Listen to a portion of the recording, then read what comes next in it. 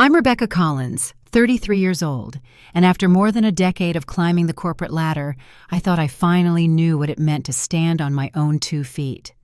Last year, I quietly saved and planned a once-in-a-lifetime gift for my parents, a trip so extravagant it would mark their 40th wedding anniversary in a way they'd never forget. Months of work, countless sacrifices, and nearly every penny of my annual bonus went into making it perfect. Yet one phone call from my father was all it took to shatter that vision. By the end of that conversation, I would realize just how far my family was willing to go to push me aside.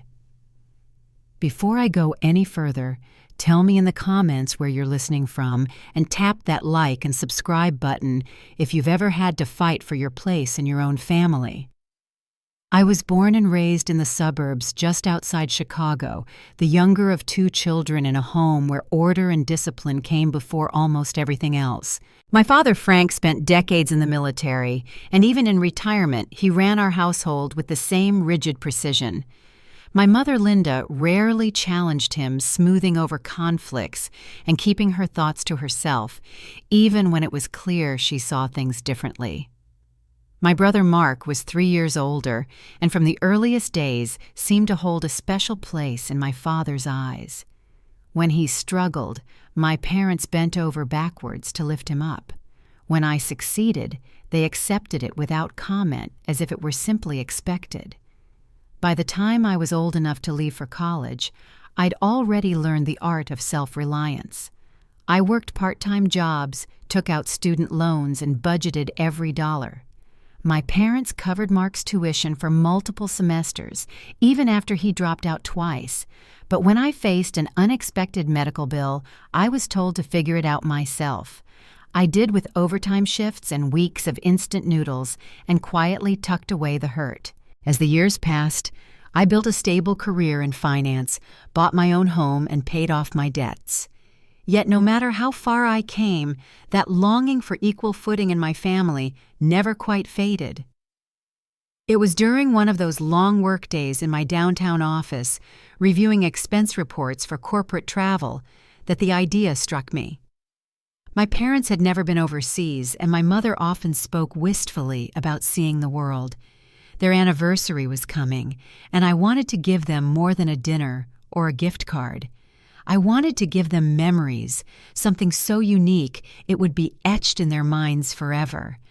Dubai, with its stunning architecture, golden deserts, and luxurious experiences, seemed the perfect choice. I even decided to include Mark, hoping that perhaps sharing something so special might draw us closer. For months, I poured myself into the planning. I worked extra projects for performance bonuses, cut personal expenses, and postponed my own home renovations. Slowly, the dream took shape.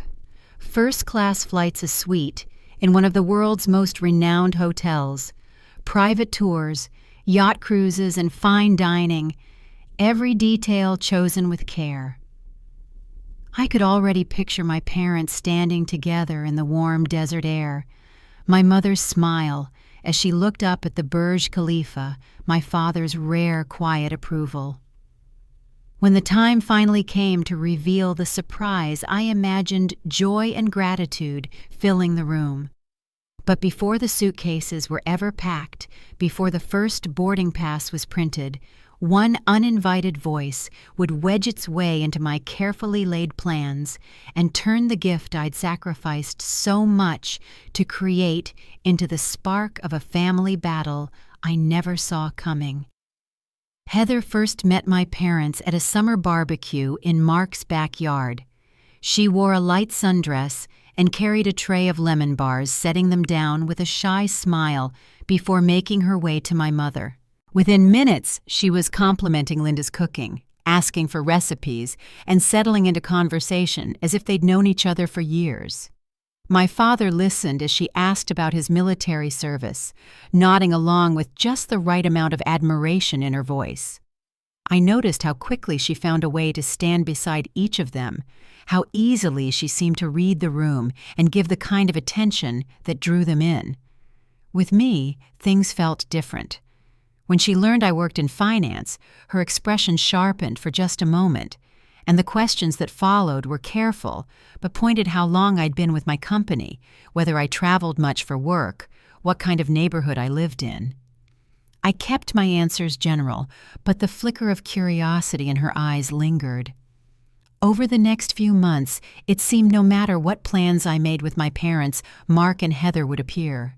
If I invited my mother to lunch, Heather would happen to stop by with a small gift or a question that couldn't wait. If I took my father out for coffee, Mark would call to ask if Heather could join. Still, I told myself she might simply be eager to belong. The first time I saw her at our Sunday dinner table, she was already helping my mother set out dessert plates. By the time coffee was poured, she had worked in a remark about how much she'd always wanted to see more of the world, adding that some trips are just once in a lifetime. My father smiled at that, and Mark squeezed her hand under the table. When I finally unveiled the Dubai trip, it was during one of those Sunday dinners.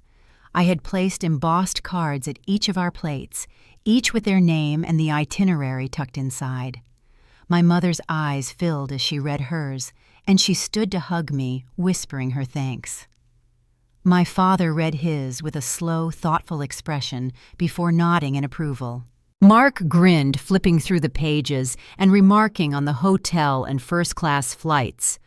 Then the doorbell rang, and my mother returned with Heather beside her, apologizing for dropping by unannounced. She sat next to Mark, noticed the invitations, and leaned closer. "What's this?" she asked. Mark explained with excitement, describing the hotels, the tours, the flights. Heather's face lit up, and she told us she'd always dreamed of visiting Dubai, mentioning the shopping and the skyline she'd seen in travel magazines.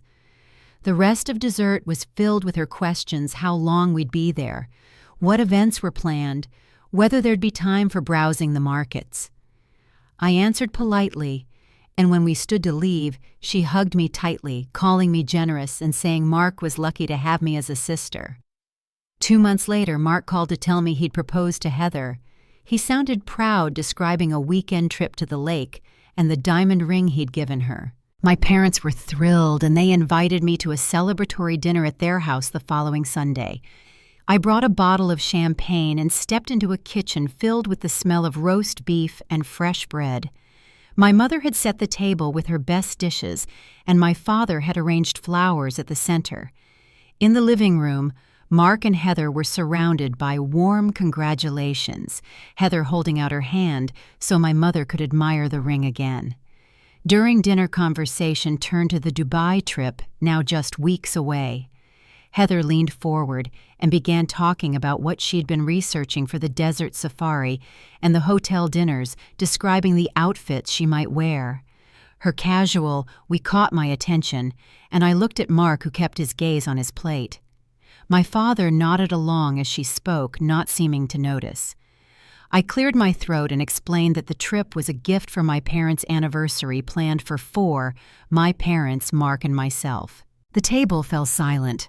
Heather's smile stiffened, but my father set down his fork and asked whether I didn't think it would be more fitting to include Mark's fiancée in such a family celebration.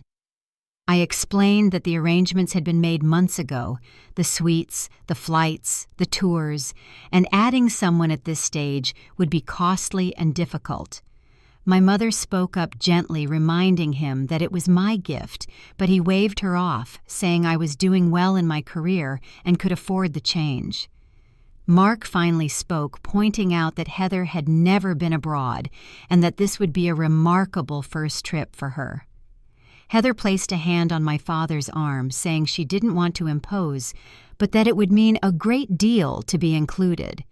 I reminded them of the practicalities, limited suites, booked tours, and the high cost of last-minute flights. My father asked again if I would consider it stressing that family should be together for milestones. I told them I would look into options, though in my mind, I knew I wouldn't be making those changes. The rest of the meal passed under a quiet tension.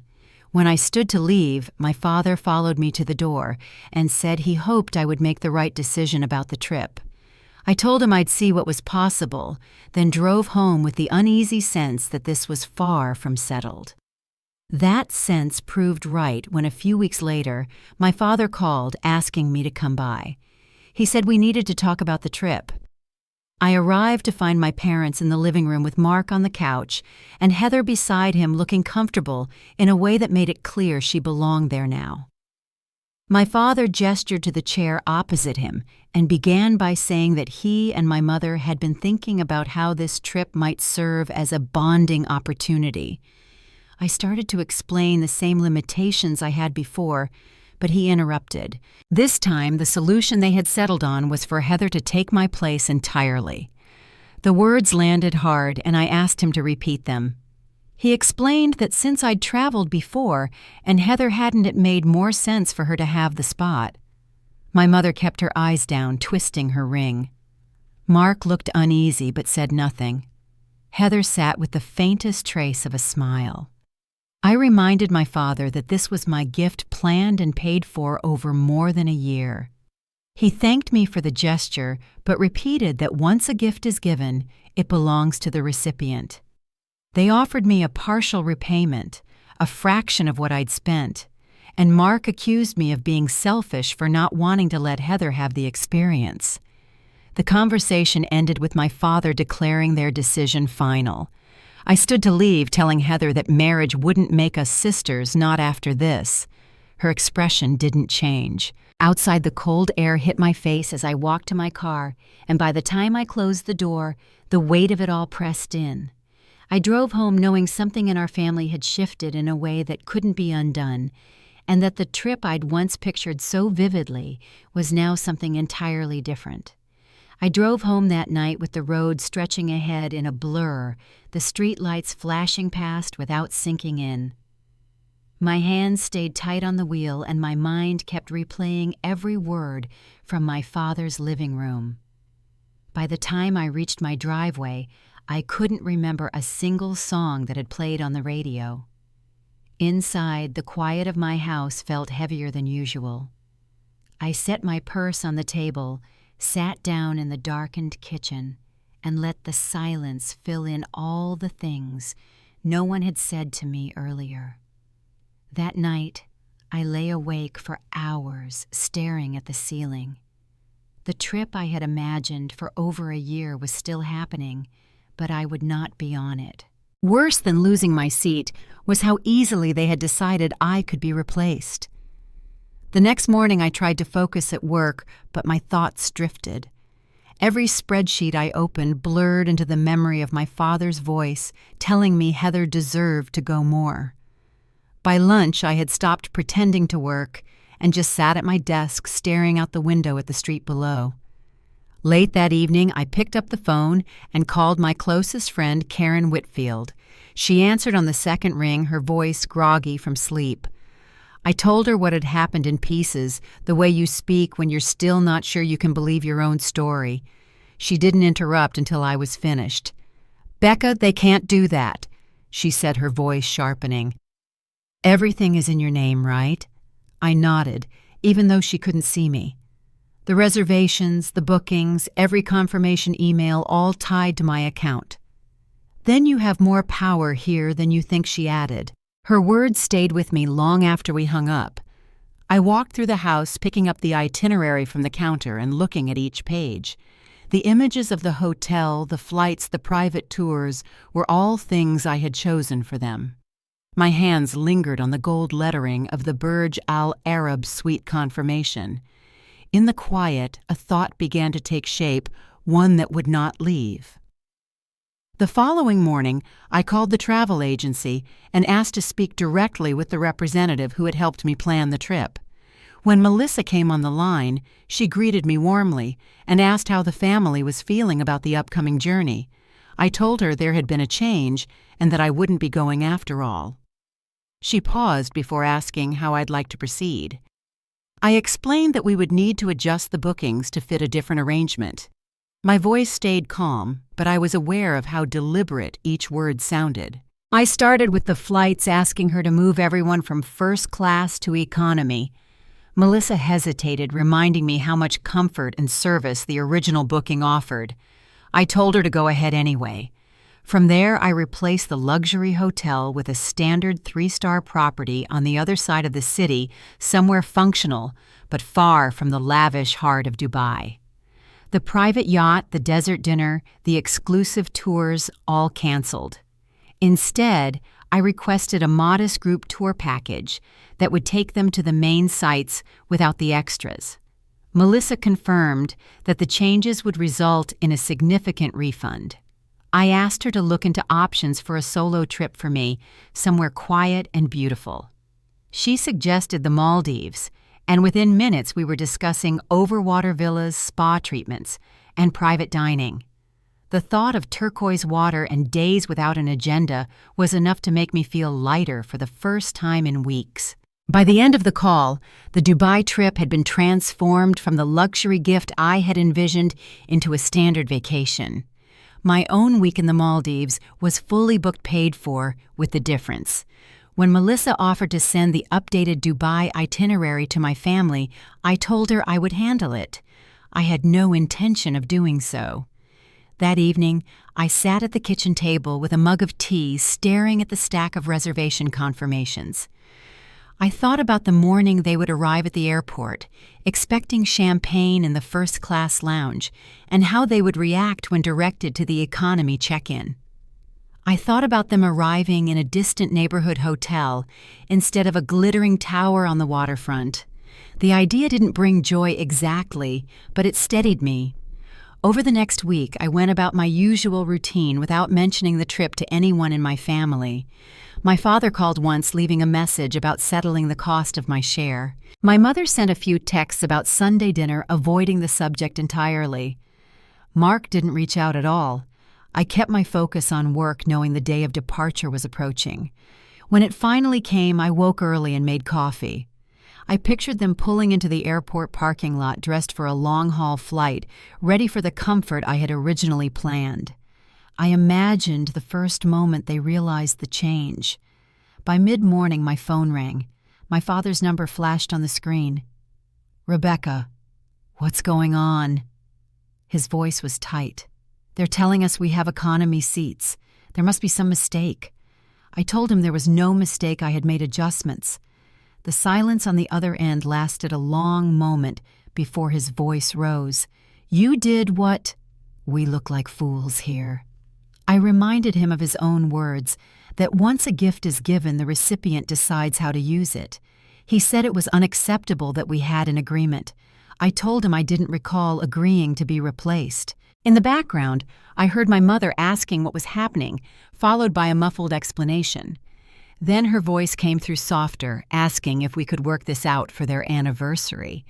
I told her they would still have their trip, just not the version I had planned. My father came back on the line, his tone low and warning. "If you don't fix this, there will be consequences for your relationship with this family." I told him those consequences had already started when they decided Heather was more deserving of my place. Then I ended the call. As I set the phone down, the house was quiet again. I sat there for a moment, feeling the air settle around me, and realized I was breathing more easily than I had in weeks. The trip was underway, but in a very different way than they expected, and in a few hours, they would discover just how different. When I hung up the phone that morning, the house felt unusually still. I stood in the kitchen for a long moment, letting the quiet settle, then moved to the living room and lowered myself into the armchair. Outside, the early light was spilling across the street, catching on the thin frost that clung to the grass. I tried to picture my parents and Mark at the airport, stepping into the line they hadn't expected to stand in. I imagined the moment their boarding passes printed, showing seats at the back of the plane instead of private pods with doors that closed. I left the house not long after and drove to the office. The workday passed in fragments. I answered a few emails, joined a conference call, and stepped out for coffee I didn't finish. Around mid-afternoon, my phone lit up with another call from my father. I let it go to voicemail. A minute later, a text from Mark appeared on the screen asking if I had done this on purpose. I put the phone face down on my desk. That evening, I pulled together the documents for my own trip. The Maldives itinerary was printed and tucked into a folder. There was something steadying about seeing it in black and white, the flights, the villa, the meals. I set the folder on the counter and started dinner. Halfway through chopping vegetables, the phone rang again. This time it was my mother. Her voice when I answered was quieter than usual. "Rebecca," she said. We checked into the hotel. She paused as if weighing her next words. "It's different than we expected." I asked if everything was functional. She said it was fine, just smaller, and that the location made getting around harder. She didn't ask why. Instead, she said she had been looking forward to the dinner in the desert and the cruise, and both were gone from the schedule. It was going to be special, she said softly. I told her the arrangements had changed, and there was a long silence before she said she understood. 2 days later, I was standing in my kitchen early in the morning when another voicemail came in. My father's voice was measured, almost careful. He said they had tried to rebook some of the canceled experiences and learned from the agency what the original trip had included. He admitted they hadn't realized how much I'd put into it. There was a pause, and then "I shouldn't have taken you off this trip. It wasn't fair." I listened to the message twice before setting the phone aside. That afternoon, while folding laundry, I received a message from my mother, not just a few lines, but several paragraphs. She wrote that she was sorry, not only for this, but for the years of staying silent when my father favored Mark. She said she had been afraid of disrupting the peace, but watching how this had unfolded made her see that her silence had caused its own harm. She described how Mark and Heather had been arguing almost daily, the stress of the trip wearing on both of them. She said my father was beginning to notice the complaints and demands that had gone unnoticed before. She ended by saying she wanted to start changing how she stood up for me. By the end of that week, I was on my flight to the Maldives. The difference was immediate: the soft hum of the cabin, the wide seat, the quiet. When I arrived, the air was warm and salted, the water impossibly clear. My villa stood on stilts above the turquoise lagoon, with a deck that seemed to float between sky and sea. Each morning breakfast arrived by boat, and each evening ended with the sound of water moving gently against the wood. I didn't post much while I was there, just one photo, my feet propped on the deck, railing the horizon stretching beyond with the caption, "Sometimes you have to choose yourself." I knew they would see it. That week passed in a rhythm that felt untouched by everything back home: swims in the lagoon, long walks along the boardwalk, dinners under a wide sky scattered with stars. On the day I flew home, I felt rested in a way I hadn't in months. At the airport, my phone buzzed with notifications I didn't check until I was back in my own kitchen. There were missed calls from my father, a message from my mother asking if we could meet, and a single line from Mark. "We need to talk." I read them all, then set the phone down on the counter. Outside, the late afternoon light was starting to fade, and the quiet in the house no longer felt heavy. It felt like a pause, a space, before whatever came next. 2 days after I returned, my phone rang while I was sorting through a week's worth of mail at the kitchen counter. The caller ID showed my father's number. I hesitated before answering.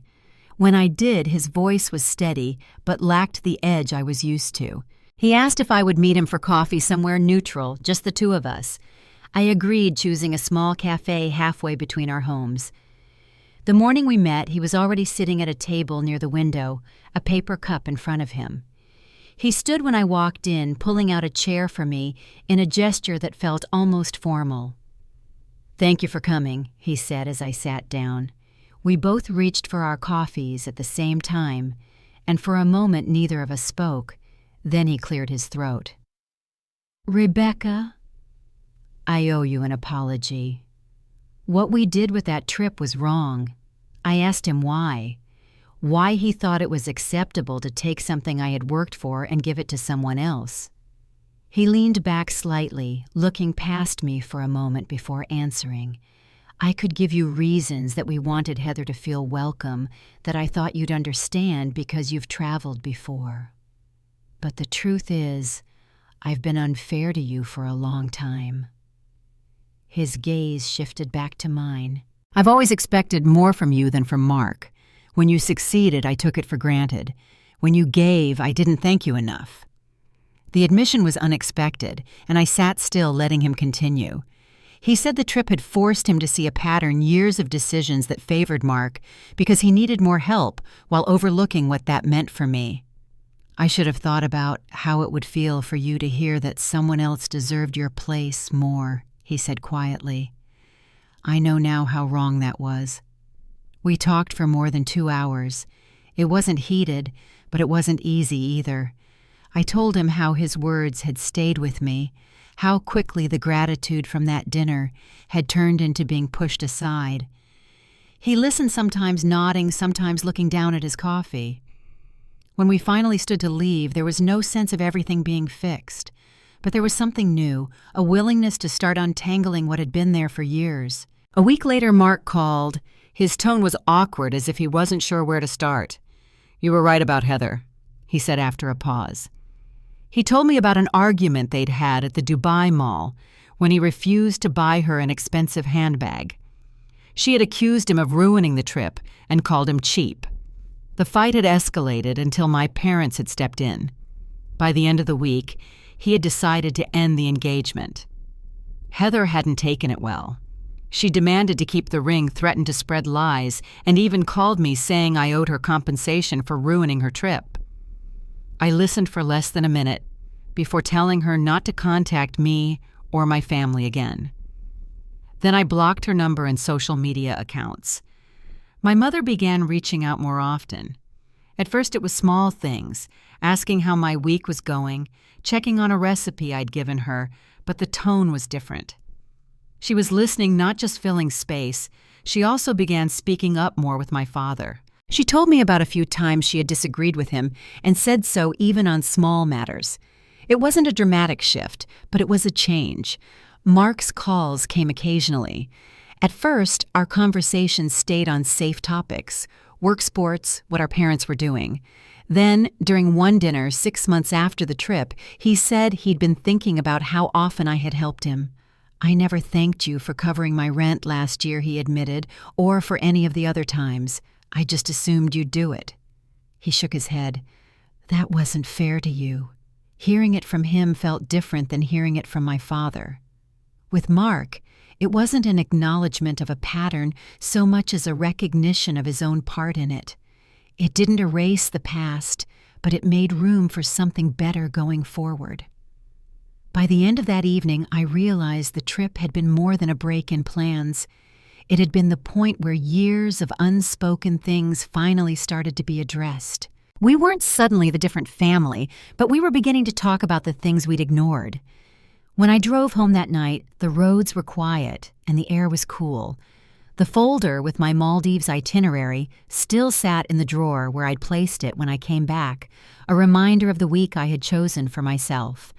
And now it was also a reminder of the moment things began to change. In the weeks after Mark ended things with Heather, the calls from my mother became part of my routine.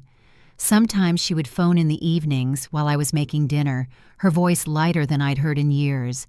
Other times she'd check in during the day, telling me about a walk she'd taken or a book she'd started. She began asking questions about my work, listening without rushing to change the subject. It felt small at first, but over time, those conversations began to fill in the distance that had been there for so long. One afternoon, she told me about a moment at the grocery store when my father had tried to insist on buying a certain brand he liked. I told him we were getting the one on sale, she said, a hint of pride in her voice. And we did.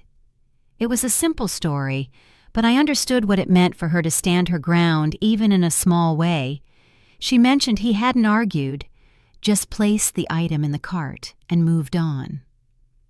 Mark and I spoke less often, but when we did, The conversations were different. One evening, he called unexpectedly and said he'd been thinking about the way things had always worked in our family. I didn't see it before, he admitted. You were always the one who had it together, so I thought it didn't matter if I got more attention, but I realize now it did. He paused before adding, I'm sorry for that. Not long after we met for lunch at a small diner near his apartment, the waitress poured our coffee and we talked about neutral things at first. Then Mark leaned forward and said, I've been trying to pay my own way with everything lately.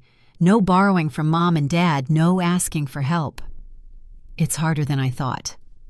I told him I knew it wasn't easy, and for the first time in a long while, I believed he was trying to change. Meanwhile, my father seemed to be making his own effort. He invited me over one Saturday to help him organize the garage, something he'd never asked before. As we sorted through boxes, he mentioned how much my mother had enjoyed the anniversary weekend by the lake the year before, even though it was simple. Sometimes it's not about how far you go, he said, sliding a box onto a shelf. It's about who you're with. It wasn't a direct apology, but it was as close as he came that day. A few weeks later, my mother suggested we all meet for a Sunday dinner at my house. I agreed, planning a simple roast with vegetables. When they arrived, I noticed how my father lingered in the kitchen, asking if he could slice the bread offering to refill drinks. Mark stayed after the meal to help wash dishes. There was an ease to the evening that hadn't been there in years. As spring turned to summer, I realized I was saying no more often to covering expenses, to rearranging my plans to accommodate someone else's schedule, to quietly absorbing the cost of keeping the peace. It wasn't about shutting anyone out. It was about making sure I was part of the equation too. One evening, my mother called just to tell me she had stood up for herself again. She and my father had been planning a trip to visit friends, and he'd wanted to cut it short to get back for a meeting. I told him we were staying the extra day, she said, sounding pleased. And we are. I could hear the difference in her tone, a quiet confidence that hadn't been there before. Mark's updates about his life stayed steady. He talked about work, about friends, about a new hobby he'd taken up. There were no new relationships to speak of, and when I asked if he was looking, he shook his head. Not yet, he said. I've got enough to work on with myself right now. By midsummer, it felt as if we'd reached a point where the conversations weren't just about repairing what had been broken. They were about building something different, something better for the future. Still, I knew old habits could resurface, and the real test would come when we faced the next big family decision. That moment arrived sooner than I expected, with my parents' 41st anniversary approaching. My mother mentioned they were thinking about doing something low-key, and I wondered if this time the planning and the choice of who was included might look different. When my parents mentioned keeping their 41st anniversary low-key, I offered to host a small dinner at my house. My mother hesitated, saying she and my father had been talking about a weekend away, something quiet but out of town. I told her I could help them find a place. She surprised me by saying, "Actually, we thought you might come along this time." A week later, she called again with more details. They had decided on a cabin by the lake about 3 hours from home. It had 2 bedrooms, a big kitchen, and a deck that looked out over the water. She said she wanted us to cook meals together, maybe play some cards in the evenings. I could hear the hope in her voice, and I said yes without hesitation. When we arrived, the cabin smelled faintly of cedar, and the floorboards creaked under our steps. My father carried in the groceries while I opened windows to let in the cool lake breeze. Mark joined us later that afternoon, bringing a basket of fresh bread from a bakery he'd discovered in his neighborhood. We unpacked slowly, no rush, just the easy rhythm of people settling into a place. That first night we made dinner together. My mother chopped vegetables while my father seasoned the meat, and I set the table. Mark poured wine, and we sat down to a simple meal that somehow felt more relaxed than anything we'd shared in years. Conversation moved easily without the sharp edges it used to have. The next morning, I woke early and stepped out onto the deck. Mist clung to the surface of the lake, and the only sound was the occasional splash of water against the dock. My father joined me a few minutes later holding 2 mugs of coffee. He handed me one and stood beside me without speaking. After a while, he said, "I'm glad you came. I wasn't sure you would." I told him I was glad too. Later that day, we took a walk along the shoreline. My mother pointed out wildflowers she recognized from her childhood and marked skip stones across the water. We stopped at a small clearing, and my father suggested taking a photo, just the 4 of us, no one else. He set the camera on a timer and jogged into place, his arm brushing mine as he stood beside me. The picture showed us all smiling, a little windblown but together. In the evenings, we played cards at the kitchen table. My mother laughed when she won a round, covering her mouth with her hand the way she always had. My father told a few stories from his service days, ones I'd never heard before. Mark leaned back in his chair, listening without interrupting, a faint smile on his face. On the last morning, we cooked breakfast together, eggs, bacon, toast from the bread Mark had brought. After we'd eaten, my father poured himself another cup of coffee and said, "I think we should make this a tradition, something we all look forward to." My mother nodded, looking at me. "If you want to," she added. I told them I would. As we packed up to leave, I noticed my father carefully folding the blanket from the couch, my mother wiping down the counters, Mark stacking the dishes neatly in the cupboard. It was a small thing, but it felt like all of us were taking care of the space, and in a way, each other. The drive home was quiet, each of us in our own thoughts. I watched the trees pass by their leaves, just starting to turn, and wondered if this was what change looked like, not sudden or dramatic, but steady and deliberate. On the drive back, I kept thinking about that photo from the lake, the 4 of us with wind in our hair, eyes bright and no trace of the tension that had once sat between us. It stayed in my mind all week. A few days later, my father called just to ask how my morning was going. No reason, no request, just a simple check-in. My mother sent me a recipe she thought I'd like, handwritten on one of her old cards. Even Mark stopped by one evening with a bag of groceries, saying he'd made too much soup and figured I could use a warm meal. It wasn't grand gestures that made the difference. It was these small, steady moments, quiet signs that we were all trying in our own ways. I realized I didn't need some dramatic apology or a sudden rewrite of the past. What mattered was how we moved forward from here. That weekend, I printed the lake photo and slipped it into a frame. I set it on the kitchen counter where I'd see it every morning. It was more than just a picture. It was proof that even after years of hurt, there could be a turning point. Life doesn't always hand you clean endings. Sometimes it's just a shift, slow, almost unnoticeable at first, until one day you realize you're standing in a place you couldn't have imagined a year ago. For me, that place was sitting at a table with my family, laughter in the air, and no need to brace myself for the next sharp word. If there's one thing I carry from all of this, it's that change doesn't have to come all at once. It can come in the steady rhythm of small kindnesses, in the patience to let time do its work. And when it does, it's worth holding on to with both hands. Thank you for sharing this time with me. If my story reminds you of a moment in your own life, I hope you'll take a second to reflect on it and maybe share it with someone who needs to hear it too.